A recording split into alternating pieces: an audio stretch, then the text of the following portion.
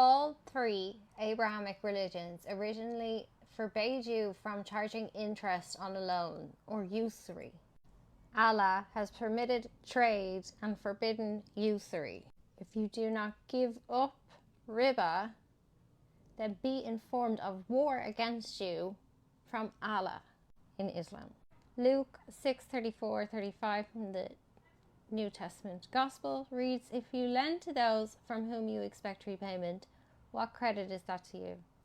But love your enemies, do good unto them, and lend to them without expectation to get anything back." Matthew 5:42 says, "Give to the one who asks you, and do not turn away from the one who wants to borrow from you." Even Exodus 22:25 says, "If you lend money to any of my people who are poor among you, do not be like a moneylender, charge him no interest." Leviticus 25-37 also says no interest is to be charged to poor Israelites. Deuteronomy 23:19-20, interest is forbidden. And then this is the Zionist twist.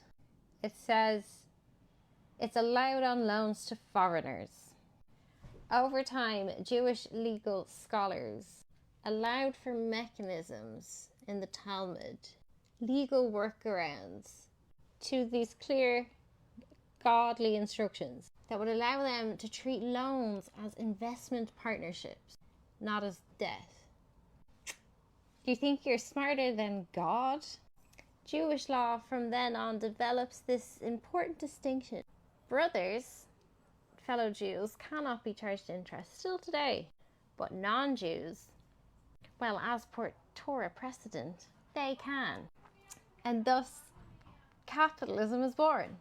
The Bank of England started.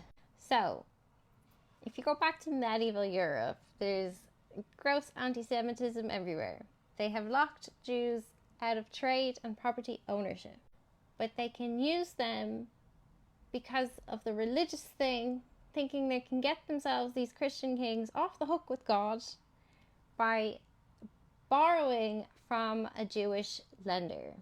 So that's really how capitalism is born. Anti-Semitic governance and law structures, systemic racism. The original systemic racism was against the Jews, and they were persecuted. And then it's hard to know, chicken or egg. They become moneylenders, get persecuted, or vice versa. But that's just the role they play perpetually then throughout history. And Christian rulers, for all of their doctrines of discovery, are being bankrolled by the Jews. They rely on these Jewish lenders who are amassing fortunes and a huge amount of influence through the banks. Original Abrahamic teachings, the books themselves, the Bibles, are explicit that this is wrong. We see today why. The Jews like to declare themselves God's chosen people, but there's a selection of them who don't like to admit that they've been lying to his face for 2,000 years.